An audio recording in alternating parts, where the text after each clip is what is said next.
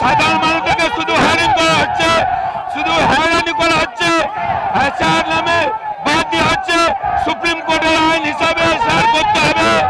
এই এসআর মানছি না, সুপ্রিম কোর্ট আইন রায় হিসাবে এসআর করতে হবে। আধার কার্ডকে মান্যতা দিতে হবে। এই আমাদের বিক্ষোভের সবাই আরপিএফ আমাদের প্রস্তুতি নিয়েছে, আমাদের নেতৃত্ব এসছে, কথা বলবে, আমাদের নেতৃত্বের সাথে কথা বলে বুঝতে পারবে।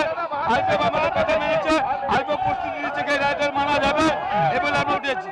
হ্যাঁ, আমরা আপনার তুলিনি, এখন আমার প্ল্যাটফর্ম চাইছে, আমি প্ল্যাটফর্মের উপরে আছি। হ্যাঁ হ্যাঁ, এখন লাইন দিচ্ছে না, আমরা প্ল্যাটফর্মের উপরে আলোচনা করছি। আপাতত তারা রেল লাইন থেকে উঠে যাচ্ছেন এবং রেল লাইনে উঠে গিয়ে প্ল্যাটফর্মে উঠে তারা এই মুহূর্তে আন্দোলন করবে এমনটাই কিন্তু তারা জানাচ্ছেন এবং আরপিএফ তাদেরকে সেখান থেকে সরিয়ে দিয়েছে। এই ছবি কিন্তু সামনে আসছে। তো আমরা চেষ্টা করছি উপরে ওঠার, কারণ এই রেল লাইনে কিন্তু সামনে ট্রেন আসছে এবং সে কারণেই তারা এখান থেকে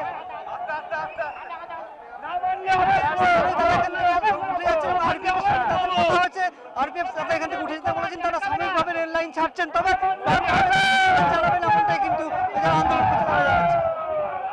2002 এর নাম থাকা সত্ত্বেও ছোটোখাটো নাম হয়তো দেখা গেছে এসের পাশে এইচ নেই, সেটা আমাদের বুথ লেভেলে করলেও ঠিক হবে, কিন্তু ওরা কি করছে, তার জন্য ওরা এসডি অফিসে ডেকে পাঠাচ্ছে, পঞ্চায়েতে যারা হচ্ছে তাদেরকে বিডিও অফিসে ডেকে পাঠাচ্ছে। এর ফলে সাধারণ মানুষের, বিশেষ করে যারা বয়স্ক মানুষ আছে বা অসুস্থ মানুষ, তাদের খুবই অসুবিধা হচ্ছে। বিষয়টি আমরা বলার পরও কিন্তু ওরা কোনো হেলদোল নেই, কোনো কর্ণপাত করছেন না, তার জন্য আমাদের এই অবস্থানটা নিতে হয়েছে।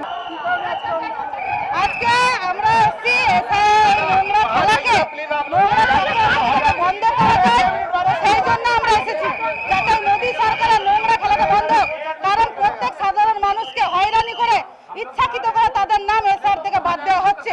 তো সেই সব মানুষ যাতে নিজেদের ইয়েটা গড়ে তুলতে পারে, নিজেদের ভোটাধিকার থাকে, সেই জন্য আমরা এসেছি।